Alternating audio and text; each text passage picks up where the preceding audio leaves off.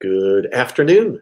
Welcome. Thank you for being with us today on our workshop and panel discussion of gender equality in the workplace. I am David Hayes. I'm a professor with the Africa Business School, and I'm honored and a bit humbled to be with the panel that you're about to see to discuss this very important topic.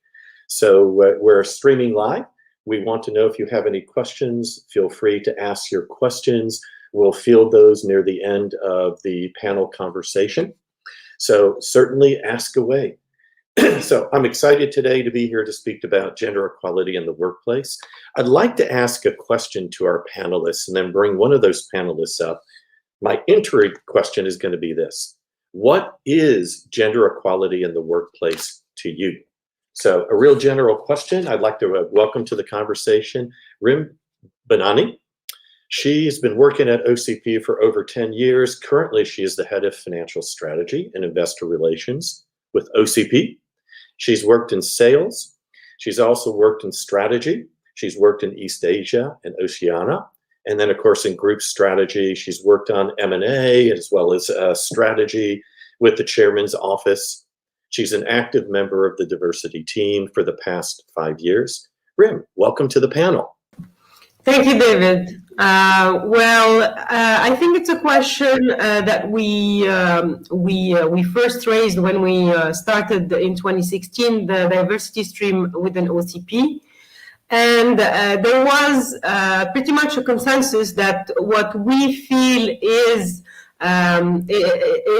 equality in the workplace is rather equality of chances. So, for instance, one of the KPI we wanted to install and that has been installed is that for every opportunity that we might have within the company, to make sure that there were both male and female resumes to consider for a certain position. Oh, thank you very much.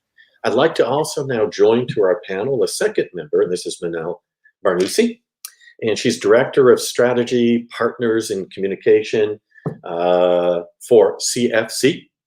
So she has quite an illustrious career in professional services. She's been in consulting at Capgemini, as well as Wavestone. So she's been with CFC since 2010, since its creation.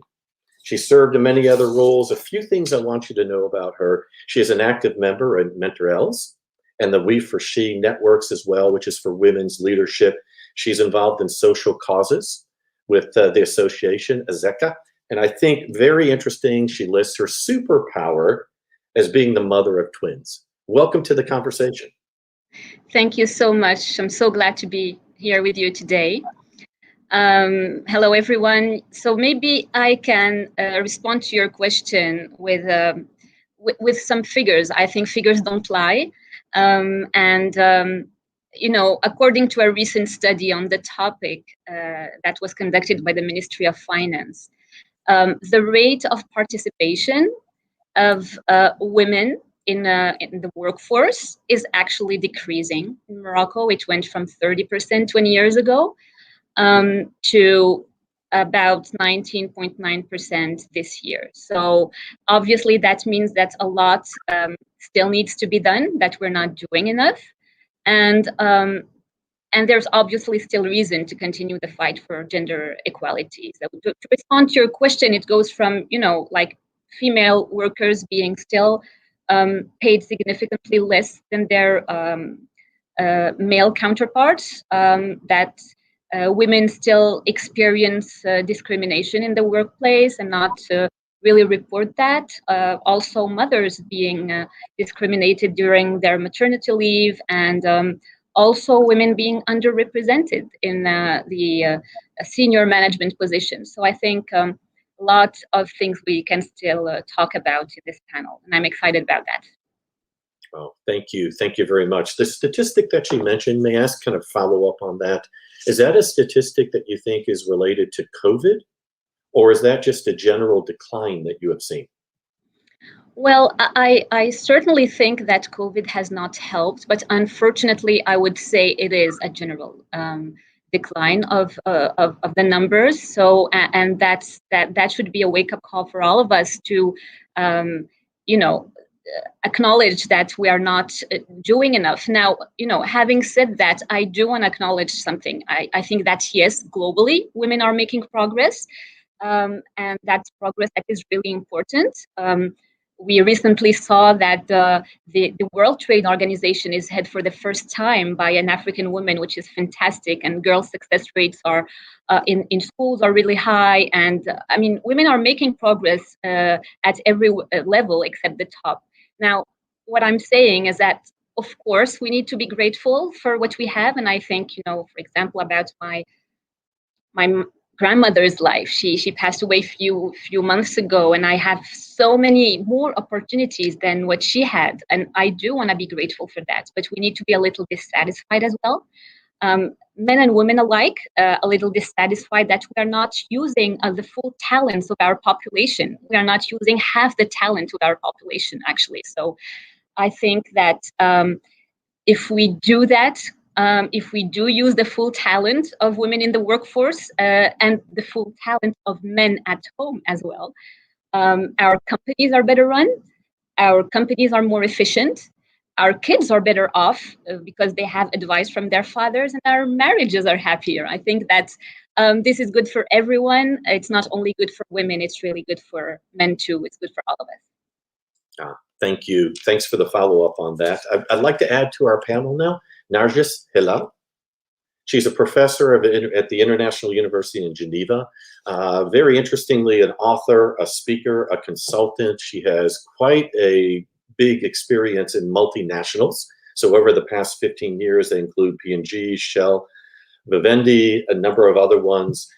She's the author of a book, Women's Essentials Box for the Corporate World. And she's also a TED talker. She did a TEDx talk as well.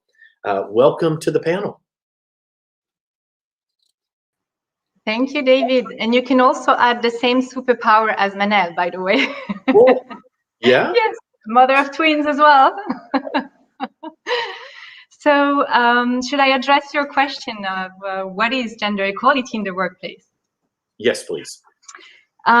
I think it's really about having women being part of the decision-making process, but also having the right environment so that we make those women thrive. It's about being present, but it's also about having a voice and being heard. Thank you. I think that's a good summary of that question. I'll add our fourth panelist now to the conversation, and this is Seaham Lecteri. So Dr. Lecteri, I know very well. She's a research partner of mine on some gender inequality issues here within Morocco. She's teaching in the human resources area at Western Carolina University. She's a gender and diversity expert. You're going to ask her about her background, right? So you guys can add that comment in and go, what is that background and what is that website that she has there? She teaches courses in HRD, organizational development, consulting, coaching, career development, and many other things. So she's really interested in the challenges that women face within what would traditionally be male-dominated industries. She may be in the US, but she's from Morocco. She began her career in Morocco as a human resources consultant. So welcome, Seaham.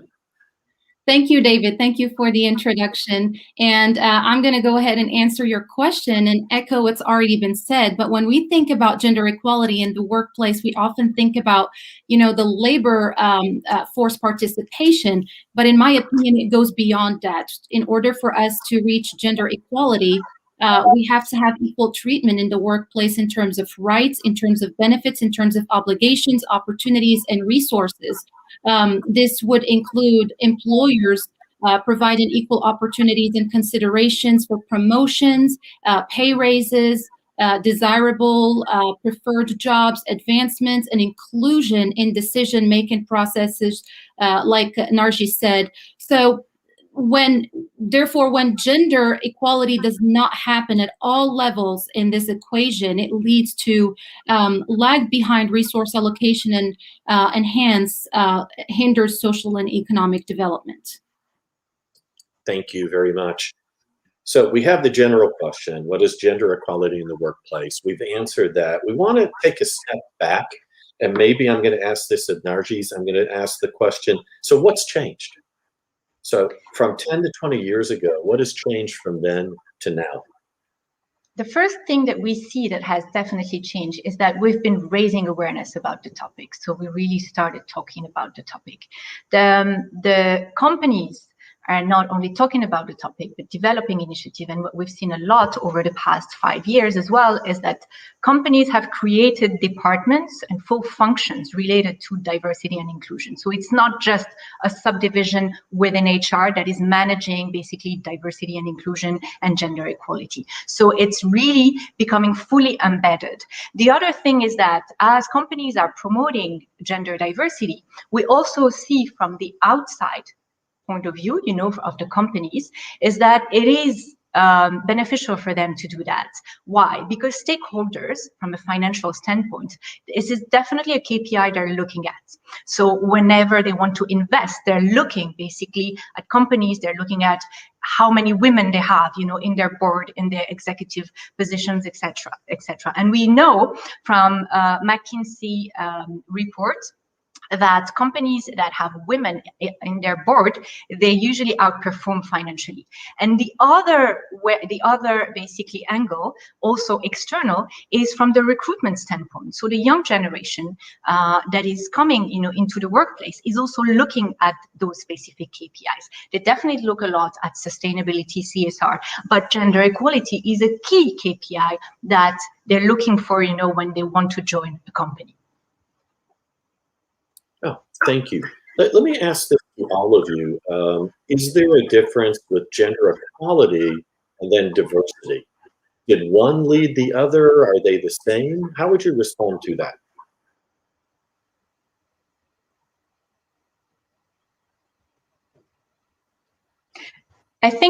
Sorry, I may jump in. I think that equality is the end goal. And we go through diversity first, having more women into the workplace to reach equality. Okay, thanks. And maybe this is, as I'm thinking about this, my question to you is this. Do you think that gender equality now is more than a PR slogan? Have we reached that stage, or are there still some companies that treat it as a PR slogan? What do you think? David, I can jump in on this one. I think definitely when we launched the diversity stream, we define diversity as one of our as a competitive advantage for us. And we believe that it will drive better financial performance. And as Nargis has alluded to, McKinsey report Women Matter does demonstrate that among global companies. Also, particularly I would say for OCP, as we go in more sophisticated business model, more farmer-centric, you might know as well that, for instance, in Africa, a large part of farmers are women. We believe, we're going towards more farmer-centric, more innovative products. We believe that we will only converge towards that with a more diverse and a more agile mindset. And we strongly believe that diversity is one of the pillars of that mindset. Oh, thank you. And speaking of that being one of your objectives, the goals are a pillar, is there any research that discusses the topic, what's changed, what's happened? Seaham, being the researcher in the group, what do you think? I can speak to that. So, there's been, we've talked about the changes that have been occurring. We've made some tremendous progress. There is no denying that. But Manel has, revealed some truth to the numbers, that there is a decline. Of course, COVID did not help in that case. But the issue with, there is a lack of empirical research done within the Moroccan context in general. So first thing is we need more research to be done. But from the small amount of research that's been published on this issue, it states that, due to the stricter roles for women in, more conservative cultures, there is always a great deal of pushback for professional women, which is often rationalized through the use of political or economic reasoning. For instance, despite the small number of, or to moderate number of working women, data from Morocco suggested that a percentage of the population welcomes women's inclusion in the workplace. However, they are still seen as being one of the main causes of men's rise in unemployment rate. Now, in 2011, with only, there was a study that was published in 10 years ago, and that was the only one that addressed this issue. It said that even with that 28% of the workplace being made up of women, the impact they have on unemployment is minimal to non-existent. So these individual and societal groups, which are ideals, are rooted in those conservative traditions, and in an attempt to keep more women from joining the workforce, and that prevents them from advancing, particularly to higher leadership positions. Now, this has been done 10 years ago. There was not another study that addressed this issue. So I think the need would be to look into what has changed in the last 10 years from an empirical standpoint. So a follow-up for you on that. And anybody else can answer the question too. And I was just thinking, as you mentioned, the male perspective, right? So here we are in Morocco, and it may be more of a traditional country. So what do we think the male perspective is on gender equality? Anybody have an answer on that? I think maybe we just heard it could be a perceived source of unemployment. Is there anything else to add to that? If I may, I think we need to make sure that everybody is included, into the discussion, and to definitely explain how gender equality is beneficial to all. It is not about women against men. It's really about both men and women working together, towards this goal of gender equality, because it's beneficial for everybody and for the kids, for the next generation. And this is really how the narrative needs to be, and making sure that there is reassurance, and clear on the clear benefits. Would you say we've reached that point, or we still have work to do? There's still work to do. I think that there are a lot of stereotypes that still need to be broken. And but we see a lot of initiatives in the media, in the corporate world, trying to break those stereotypes. So we're on good track. Yeah, I can also jump in. I totally echo that. We need men as allies. It's really not about men or women. It's as you just said, it's about men and women. But sometimes there is this gender bias which comes often in a form of unconscious bias as well. Like you just take the word of ambitious, for example. It's positive when you're relating to a man. Oh, he's ambitious. And it's really negative when you're relating to a woman. Oh, she's ambitious.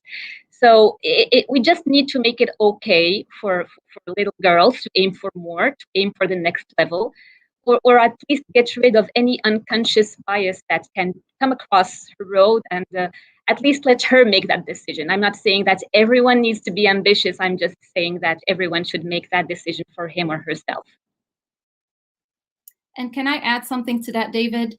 Sure. I think just add into what Nargis and Manal said, our keynote on Monday, specifically said it is going to have to start from the bottom. We need to educate our children, the upcoming generation, to accept these things. For instance, when kids, as they grow up, they see that the mother and the father, they're equally participating in raising the children in the household.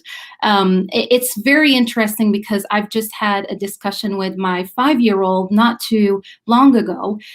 They were talking about, he's in kindergarten, and they talked about President Day. And he comes to me and he said, "Mom, I have a question." I said, "What is it?" He said, "You always tell me that men and women are equal, but why has there never been a woman president in the US?" And I just was baffled by his question. And I, answered it in the most simple way. I told him that, they are trying to reach that. They have not been given an opportunity. But let's look at other countries who do have female leaders, prime ministers. And so it was an interesting discussion, but it really starts from, the younger generations. Good. And your kid's amazing, right? Rim, did you want to add to the conversation? Yeah, I wanted to add, maybe it will complement what Seaham just said. When again we started those discussions around diversity and inclusion in the company, well, for some men it was you could feel the insecurity. For them, it was calling into question a scheme that was where they felt comfortable, which is women ruling the house and men being more in control at work. So at some point I came up into a discussion, and you could clearly feel that the guy was a little bit puzzled that we're calling into question his well-established scheme. And as you all said, we tried to advocate that it was not about women leading the workplace, but women sharing, having a voice, as I think Narji said very early on.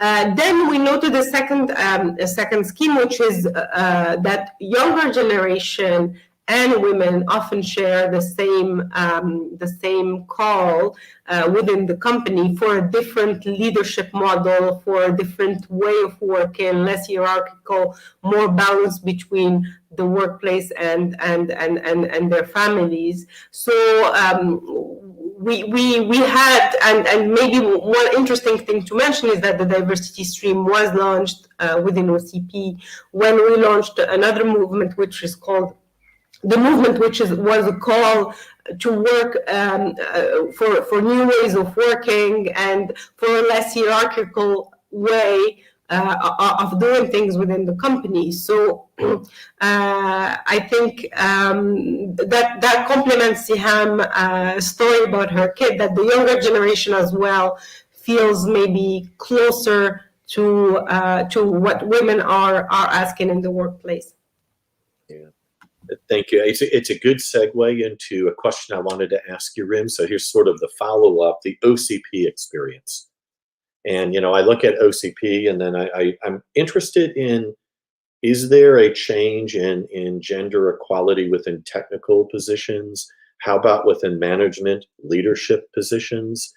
And then the follow-up to all of that is, what does OCP do to support women and women training and education at the corporation?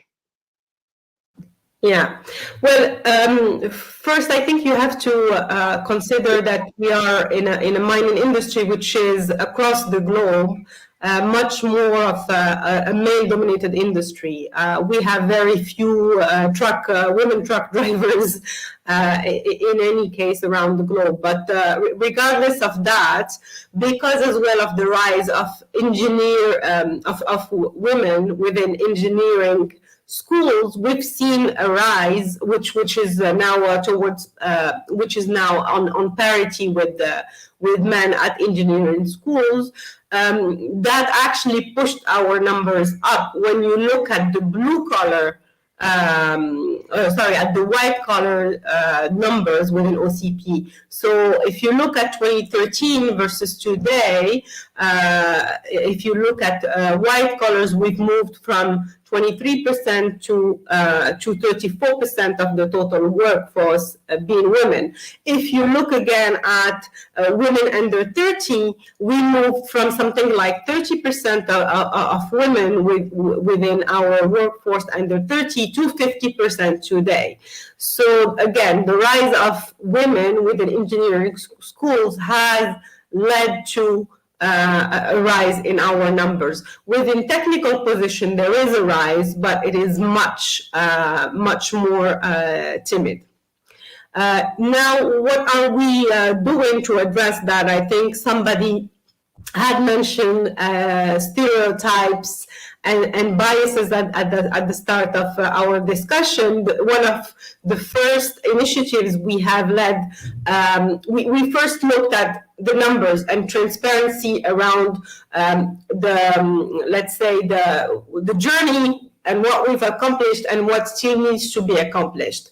And one of the first conclusion we came to is that the hurdles are very early on in the career. So we start with parity at the entry level engineer, but the numbers divide by 2 at mid-management level. So we decided to work with managers on a kill bias seminar.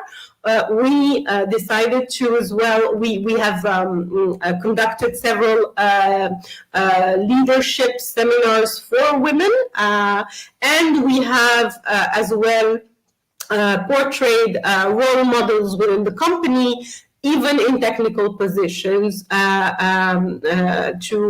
motivate our colleagues.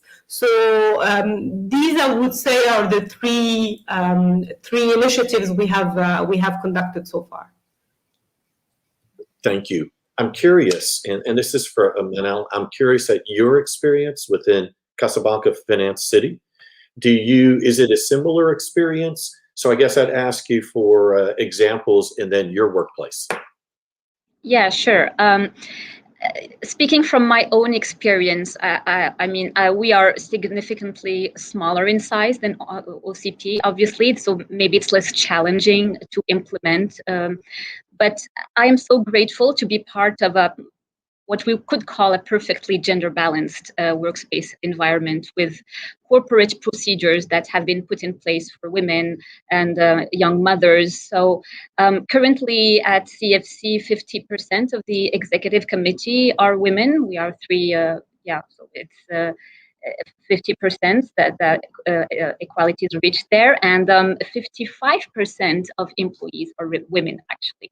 And top management really supports the cause and has understood early on the benefits for the company.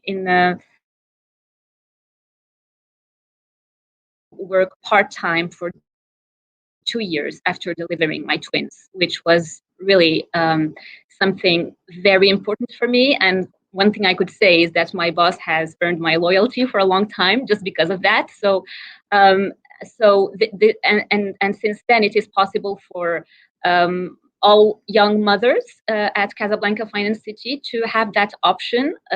So while assuming your responsibilities, of course, but I think we all know how to multitask, and that's not a problem at all. But just having that option and having it like a corporate procedure is something that is really appreciated. Thank you for that answer. I want to follow up with Nargis. I want to ask this from your perspective of the 15 years of multinational experience that you have. The examples that you're hearing in terms of gender equality in the workplace, the evolution of it, does it match what your experience has been?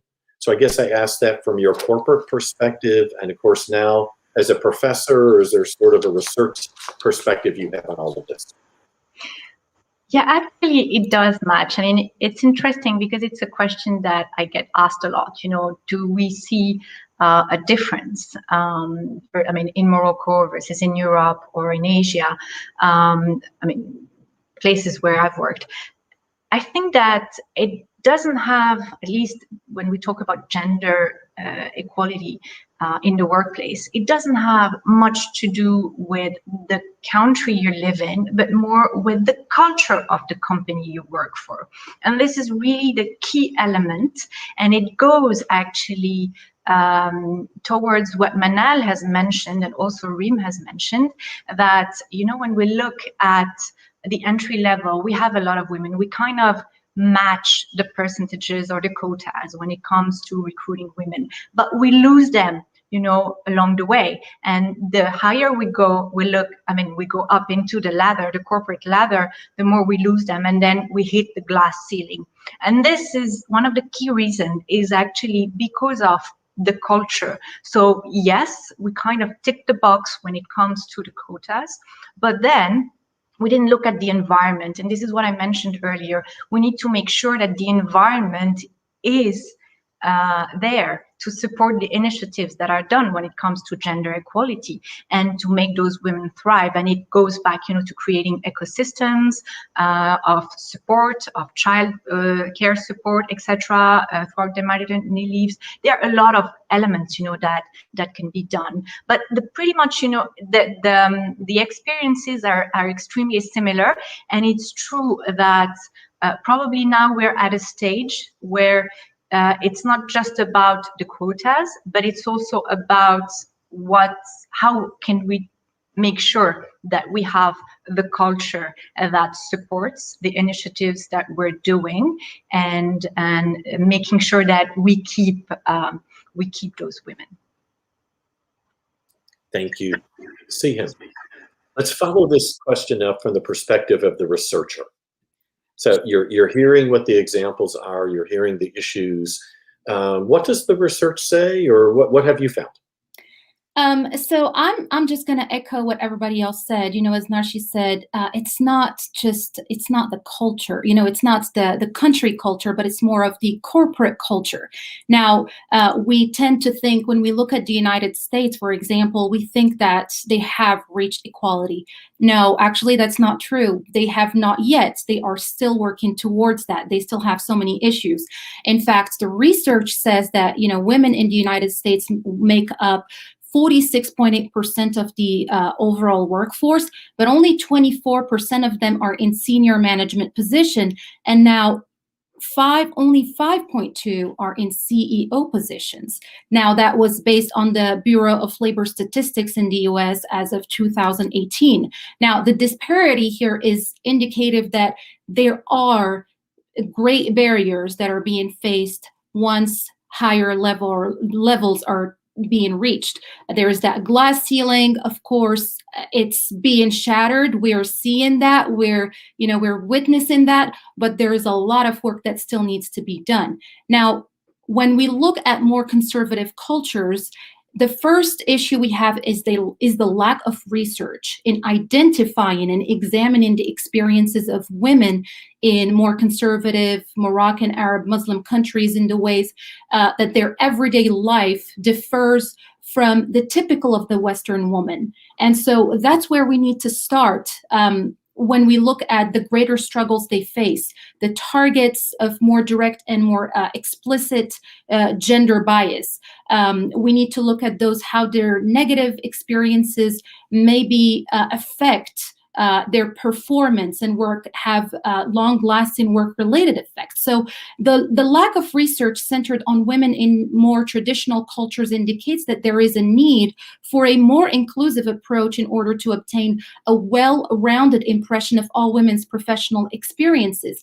Now, going back to what Narjis was saying on the corporate culture, a recent study that I had published last year on women, Moroccan females, and work-life balance, there were some very interesting findings that were definitely tied to the culture, the organizational culture, more than the actual country context or country culture.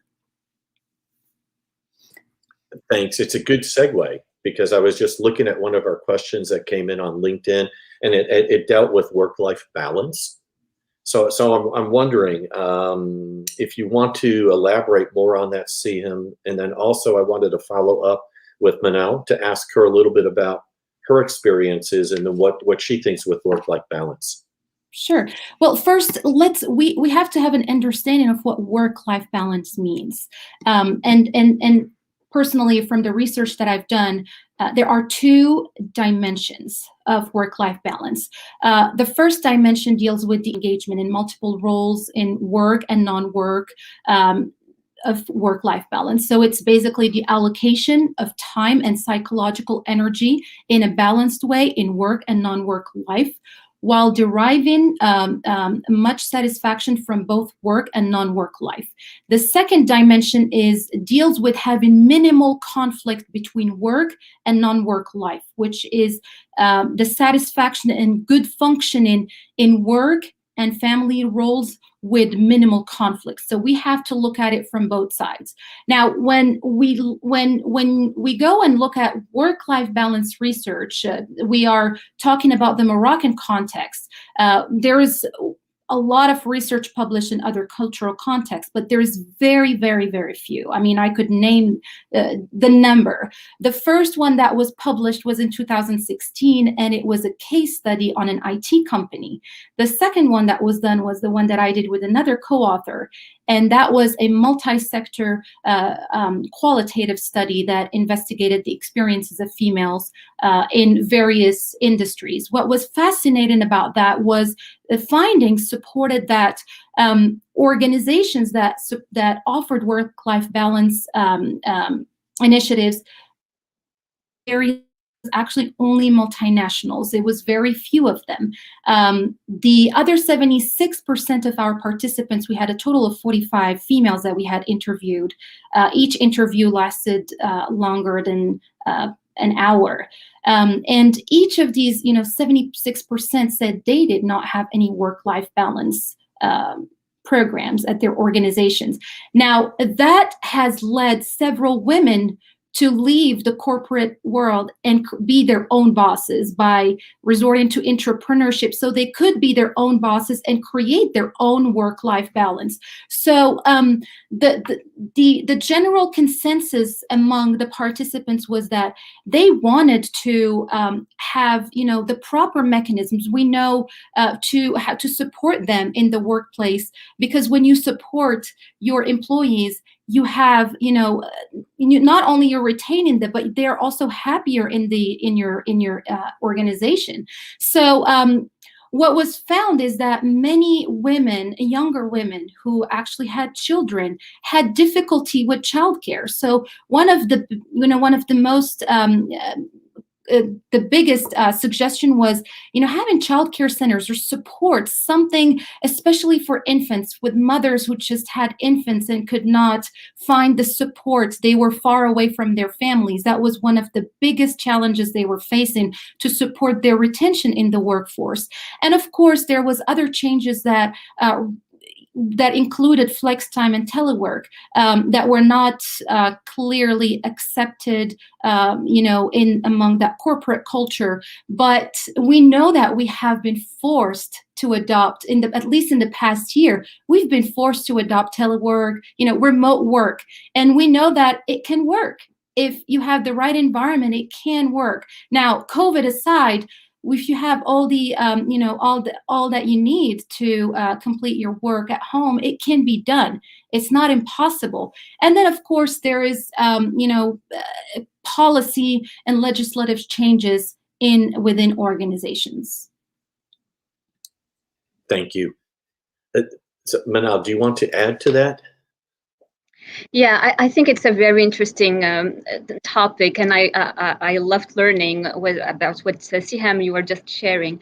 I personally believe there is no such thing as work-life balance. I think all of these phrases that people throw at women can be so harmful sometimes. Like, how do you manage it all, or how do you have it all? No matter how much we have and how grateful we are for what we have, no one has it all, because we just all make trade-offs every single day, every single moment. And besides work-life balance, no one ever asks a man. So here's the thing. Don't get me wrong. I think we can have it all, but never at the same time. So chasing that perfect balance and being too hard on yourself because you're not enough here or not enough there will only set you up for disappointment and guilt. And we all know as women how much we're good at that, at making ourselves feel guilty. So no one has it all. You can aim for a balance over a period of time, but not every day. So what I personally do consciously, for example, for holidays, what I would do over the year is I will take a week or two for a trip with my husband and kids. a week for a more extended family trip, like all of 4 of us with parents from both sides or cousins, whatever, then a week or at least 3-4 days for some one-on-one time with my husband, because that's important as well. And something I really do not compromise on is my me time. I really believe that self-care is not selfish. You just cannot pour into anyone else if you yourself you're empty. So I'll take at least an hour early in the morning and an hour in the evening if I can for myself, just to go on an outdoor walk to practice my morning routine or whatever. But just I would want to throw that out there. You're good. No one has it all, and we're just all doing the best we can. Thank you. It's made me think a lot about starting my company that I did. And then, so I know this is the male perspective on it, but in terms of work-life balance, you realize it wasn't there, at least not at that time, and you almost had to force it to be there. So, Rit, I have a question. This is actually from LinkedIn, and I think it's a really good one for you or anybody else who'd like to answer it. What role can large companies play in influencing public opinion and advancing the debate on women's empowerment in Morocco and then Africa in general? I think, as Seaham and Narjis said, at least in Morocco, we're very much aware that, unlike in Europe, we think that corporates can be at the forefront of changes and can demonstrate that change is possible, and that there are a certain number of mechanisms that work and stabilize and help retention amongst women. So I think we're working as well at OCP under the hypothesis that we can humbly be locomotive amongst other corporate to demonstrate that that parity is possible, that equal opportunity is possible, and that again it can be a competitive advantage. Thank you. Anybody want to add to that? So I'm going to, here's an interesting question that is also coming in via LinkedIn. Okay, quota in companies. Are you for or against them? I can jump in here. It's an interesting question. I mean, definitely today I am for it. But a few years ago, I was totally against it because the part of me was thinking that if we have to force ourselves in, we're kind of not judged to our value. The problem is that quotas are actually the necessary push needed for us to get in. So as much as I was against a few years ago, I definitely changed my mind, and I do believe that it is crucial that we get the first push, the first nudge through quotas, and then we'll get our way in. David, can I jump in? Yes, please. Yeah, we also thought about that at the start of the diversity initiative, and actually we all know it's the most efficient way to progress, and I think various countries in Europe have demonstrated that, but we chose not to. It's the most efficient, but we thought it would antagonize part of the workforce. As Narjis said, as forcing ourselves into the equation. So we chose to be patient. I hope it will pay off. But that was our choice as a corporate. It doesn't mean that it's not something that can be changed, but I think we wanted to take the time to digest, understand the topic, and test other tools. Although I totally agree with Narjis, I mean, this is the the most efficient way of getting there. Thank you. I'm going to ask a question. I think it's going to really ask to all of you, and then maybe we could start with Manal. We'll ask this question about lessons learned. What have we learned from past experiences? And then maybe in particular, what still needs to be done to support women in the workplace? So what's the long-term perspective here? When I think about this question, I really, obviously there are so many things that could be done on the corporate side, but there are external levers and there are the internal ones. And the one I want to bring in my answer are more directed to young ladies and to internal levels, but we could do ourselves. So first one I would like to share is make your partner a real partner. Okay, if you want to be there, if you have that ambition. And this comes from one of my favorite books on the topic, actually. It's Leaning by Sheryl Sandberg. And it's so true. I believe the most important life decision and the most important career decision, actually, in my view, is choosing who your life partner will be, if that's the path you've chosen for yourself, obviously. But if you do make that choice, then make sure that you talk about your ambitions. Make sure that you are both seeing eye to eye on the future. And I don't mean just like, cheering and yeah, babe, you're great. I mean, actually being 50-50 partners in everything, helping with that mental load, charge mentale, we say in French, often referred to as the women's invisible labor. So yeah, make your partner a real partner. That will help a great deal. And something I also want to share is that, almost no man comes fully trained, and no woman, we don't come fully trained either. So you have to work on that partnership, something you really need to work on. You need to make your partner a real partner, because once you're out there creating value, playing your part in building an economy, you will need all the support you need, and you want to do that as a team. So of course, there will be day-to-day challenges, but that foundation needs to be there. So that would be my first one. The second message I would like to share is invest in your own support system. And not only financially, even though I do mean financially, if you need to get that super perfect nanny you trust, go for it. But invest also your time with those you trust, family members, mom, and whoever you feel safe about your kids being with while you are away. Invest in a sisterhood, a mentorship circle, a group that will support you when you need it the most. So that's something that really comes on valuable. And the one that also is really important, that would be my third and last one, is work on your limiting beliefs.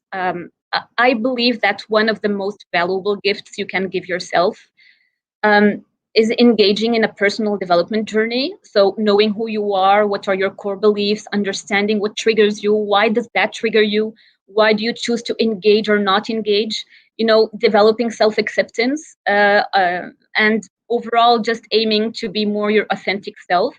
Because there are a lot of external factors that explain gender inequality. Those are complex and can take some time, but there are also race, the social pressure, the conditioning.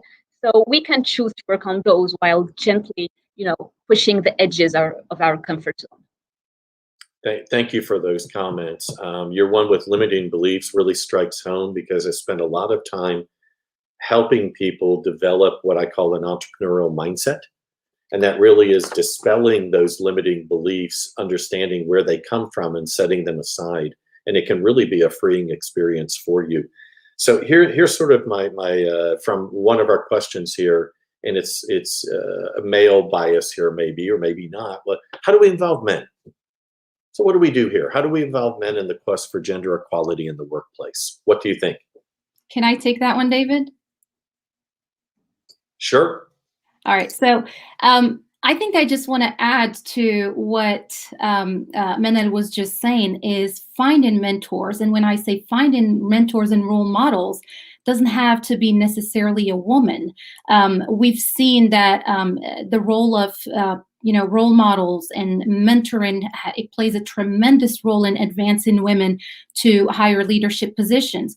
We've seen that, and I am seeing it right now as I am conducting a study on female firefighters in the US that are only representing 4.4% of the entire workforce in fire services. Now, of those those women that we have interviewed so far, what struck me the most is those who have made it into higher positions, leadership, and when I say in fire services, that includes lieutenants, captains, battalion chiefs, etc., all those higher ranks in fire services, they had the support. Now, they had the support of family, they had the support of spouses, but most importantly, they had the support of mentors and role models. Those mentors did not always come in the form of women, because there are not that many women in U.S. fire services. So a lot of those, and I can tell you at least 80% of the women that we have interviewed so far who are in leadership positions have made it because they had someone who believed in them, someone who believed in their potential, someone who helped them break and shatter that glass ceiling. Because in the last 10 years, it was probably unheard of to have a battalion chief, a woman who was a battalion chief, or a woman who was in a higher ranking position in fire services. So that's where men come into that equation. That is not impossible. We see it happen. And of course, the industries are different, the contexts are different, but it's not impossible. It can happen, and they just need to be a part of that discussion. But first, for starters, they have to be more open to adopting that discussion and helping women pave the way for their future success. Yeah, I totally agree with Seaham, and that's why we've launched today our mentoring program internally, and we're hoping for many men to become mentors for our ladies. Yeah, One thing I'd like to add, sorry, worked a lot with companies, on their gender equality, diversity initiatives. And what I've seen is that most of them are using men to sponsor those initiatives. And we see that it's much more powerful because it's engaging actually, not just usually, when they organize a conference, mainly it's women audiences only, but we see by having male sponsoring those gender-related initiatives, it's actually relevant for the whole employees regardless, of their gender. Yeah, I totally echo what just has been said. Mentorship, definitely, and that's what we are focusing on at Montorel Association, but definitely sponsorship. That's much more powerful, because when you have someone sponsor you, he just picks the phone and asks that one person to hire or to appoint appoint you in the boardroom or something. So sponsorship is definitely more efficient, and at the We4She, we focus on the sponsorship, but mentoring is absolutely key. And thankfully, a lot of men out there are playing that role of mentors within the Montorel Association. Thanks to all of you for those comments on that. This is probably a follow-up to it, and it's one question that we got. How can employees play a role? So how do they get involved in the conversation? How do they help change the culture of their organization?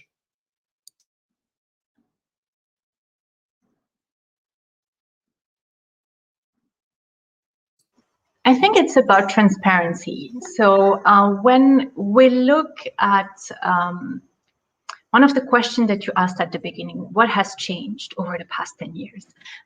We cannot look at the initiatives that we've done 10 years ago or even 5 years ago, because it's really about looking at those initiatives in the actual context. There have been so many things that have changed, but also we are at different stages. So we are probably no longer at recruiting enough women at the entry level. We're probably not at the level of the quotas, but we're already at the level of having the right environment. And it goes back to the culture. It goes back to making sure that we have the right environment for those initiatives to work.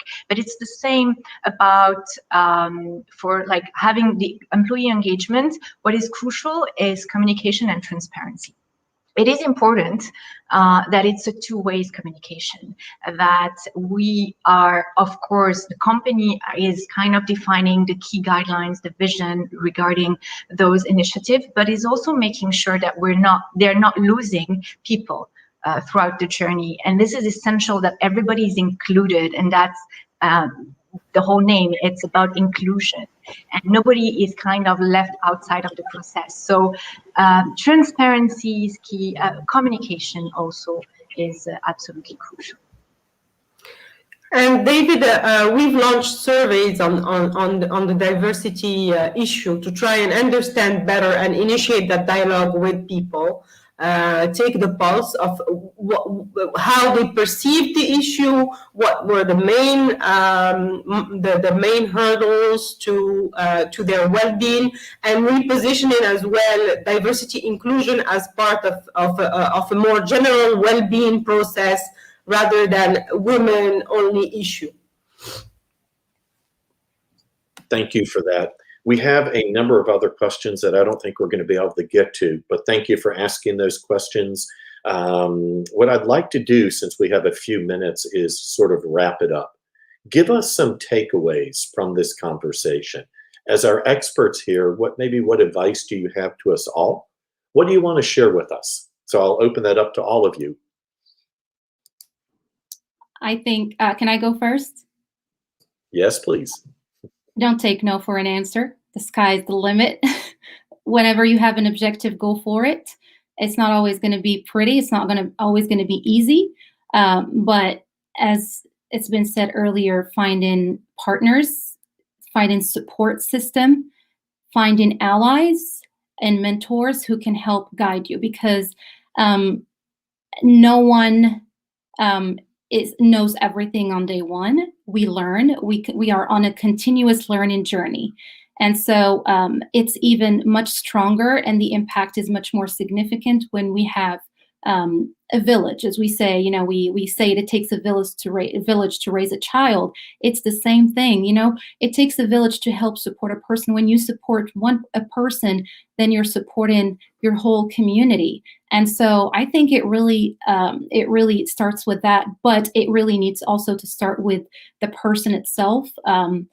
We need to be our best advocates, believing in ourselves. And once we reach a certain level, and if we have the ability to help the others who are coming after us.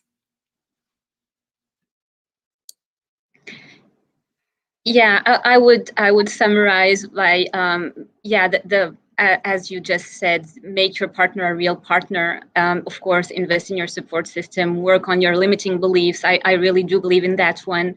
And pull your chair to the tables, ladies. Just go for it. Take, if there isn't a chair at the table, go pull one and put it there and just speak up. Don't leave before you leave, but we tend to see like in these associations, sometimes we pressure ourselves like as early as junior high or in high school, girls thinking about what they need to tick in boxes, like finding my husband, having kids.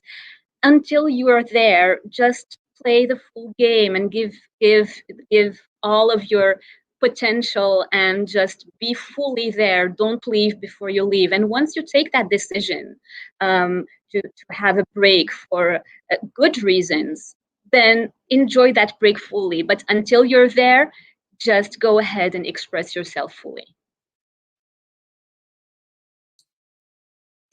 So, Nargis, what do you have to say to us? It's a marathon. We're really, I think, at the beginning of the journey. I mean, if we think that according to the Global Gap report of 2020, it will take another 100 years for us to reach gender equality. So, and also because of COVID, the pandemic, and the economic situation, this has been affecting a lot women. And we also see that the gender equality topic has been deprioritized from government agendas due to the economic crisis. So efforts have to be even, doubled. So we have to double our efforts, to reach the target and to make sure that we reach gender equality. So in order to envision the future, we need to make sure that we picture all those elements in place, and we double our efforts and look at things probably differently and see how we can make sure that we still reach the objective. Thank you. And Wynn, the final closing comments go to you. Well, I think my colleagues in the panel have did sum it up quite well. I think we're changing corporate culture. We're making change every day. Every day there's a new position that has never been held by women that is held. So continue taking risks, I think, and nurture your support system, I think, is my final line. Thank you very much. I want to thank the panelists for such a great conversation. It's always exciting to have experts like you sharing your opinions. I want to thank the audience for participating with us during Diversity Week. Thank you very much for all of your questions. Thanks for your interest in the topic. Have a great afternoon, everybody. Thank you very much. Thank you so much, David.